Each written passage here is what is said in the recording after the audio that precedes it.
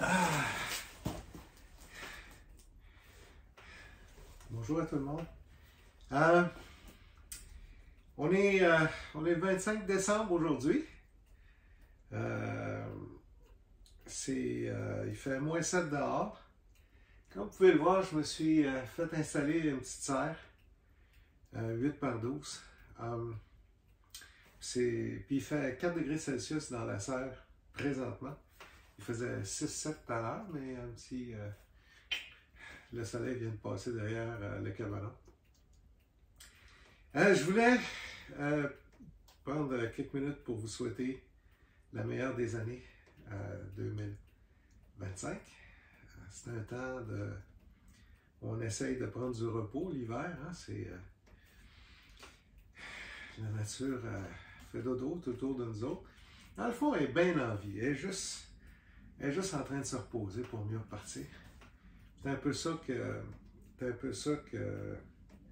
j'essaie de faire. J'arrive pas trop, mais j'essaie de faire à ce temps-ci de l'année. Je suis en train de planifier les jardins, je suis en train de planifier le glanage, je suis en train de planifier aussi qu'est-ce que je vais greffer, sur quoi. J'ai mes semis qui sont en train de stratifier au frigo. Eux autres, ils sont en train de se réveiller dans le frigo. Ils ont besoin de 3 ou 4 mois, dépendamment des espèces. 3 ou 4 mois de frais, entre 0 et 2 degrés Celsius pour pouvoir germer. C'est un petit temps que, quand on réfléchit, c'est le temps qu'on planifie.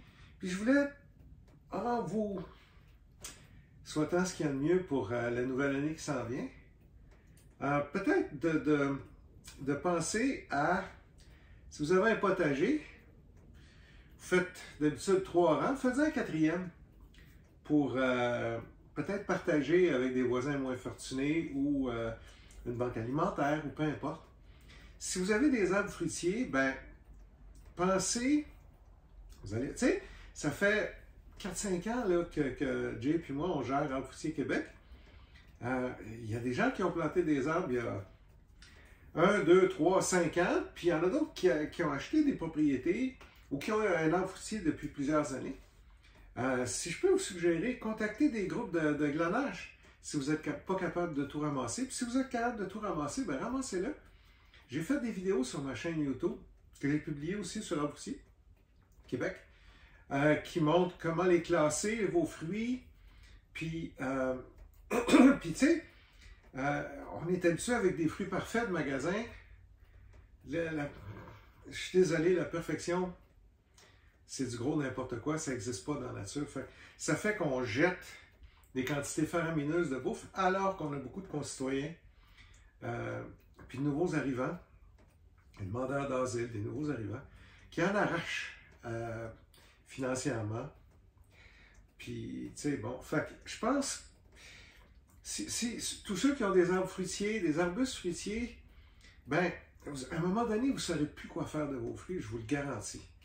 À un moment donné, un arbre, ça produit, un arbre fruitier là, de 20-25 ans, là, à un moment donné, il commence à kicker in, là, puis ça fait 200-300 livres de fruits à tous les 2 ans. Les arbres, hein, souvent, une grosse année, une année se repose, l'année suivante se repose, l'année d'après, ils repartent, puis bon, ils recommencent à produire, puis tout ça. Fait que, à tous les 2 ans, là, vous allez avoir quelque chose comme 200-300 livres, entre 100 et 150 kilos de fruits. Une grosse partie de ça va être de la première qualité, puis il va y avoir des fruits de 2e qualité pour cuisiner, faire du jus, faire des tartes, peu importe, là, ça va être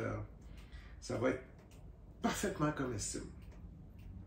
Si on pouvait réduire notre gaspillage alimentaire, parce je fais beaucoup de récupération de bouffe, hein, pour des banques alimentaires. Puis si vous voyez tout ce que le monde jette, là,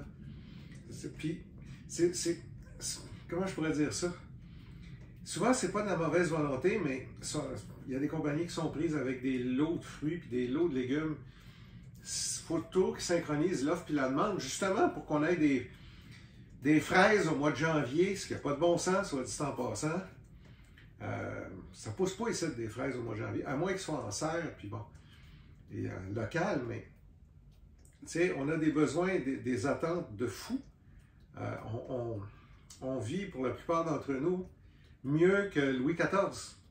Ça vous donne un exemple. Lui, il n'y avait pas de fraises au mois de janvier, puis il n'y avait pas de toilette dans ce temps-là, puis il n'y avait pas de médecine. Nous autres, on a tout ça. La classe moyenne, puis même les personnes qui vivent humblement, on peut peut-être pas se permettre des fraises, mais on peut espérer avoir un médecin quand on est chanceux à la loterie. Mais on peut,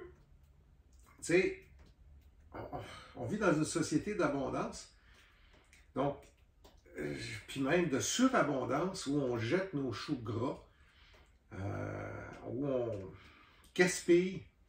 Fait que si je pouvais, dans ce petit mot-là, vous réveiller un petit peu la fibre écologiste puis altruiste, juste faire un petit peu plus attention, mieux consommer, c'est-à-dire, je ne prétends pas avoir la vérité, là, mais consommer plus responsablement, un petit peu, partager nos surplus, hein, les enfouissiers, vous allez en avoir trop. Potager, vous le savez, à un moment donné, il y a trop de tomates, on le sait, là. On a hâte d'avoir des tomates, fait qu'on plante 18 plants, mais à un moment donné, il y a des années où les plants ne produisent pas beaucoup, mais il y a d'autres années, ça a zéro bon sens, là, t'sais.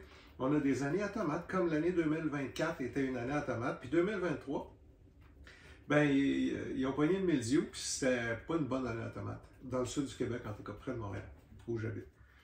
Donc, je vous souhaite de passer une excellente année 2025. Peut-être en essayant tout doucement, je ne suis pas radical, pas en tout, là, ça rien. Dire à des personnes de partager, je ne pense pas que ça soit radical. Là. Je pense pas que je vais passer du côté sombre de l'activisme. D'après moi,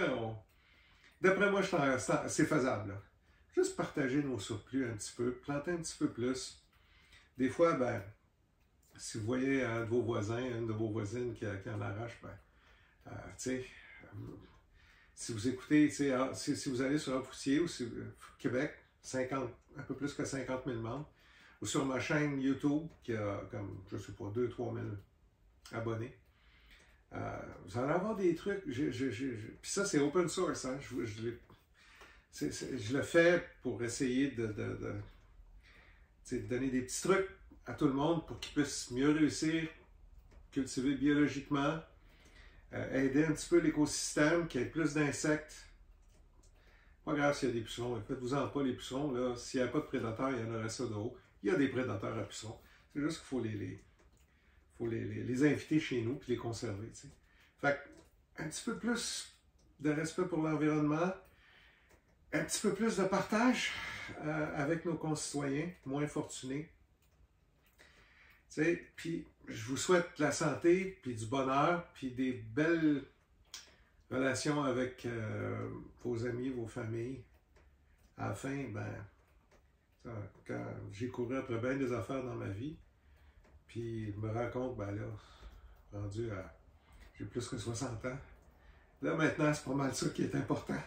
Avoir mes enfants, mes beaux-fils, ma conjointe, puis tu sais, partager, prendre un petit peu de temps, tu sais, pour aider un voisin ou faire, tu sais, j'essaie d'aider un petit peu avec l'agriculture ou, tu sais, la urbaine ou périurbaine, bien humblement.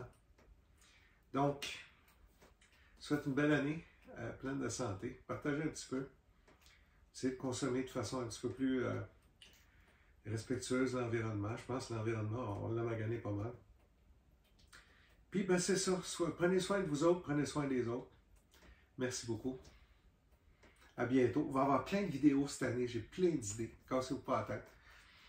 J'ai ma sœur. Vous allez voir, je vais faire plein de vidéos.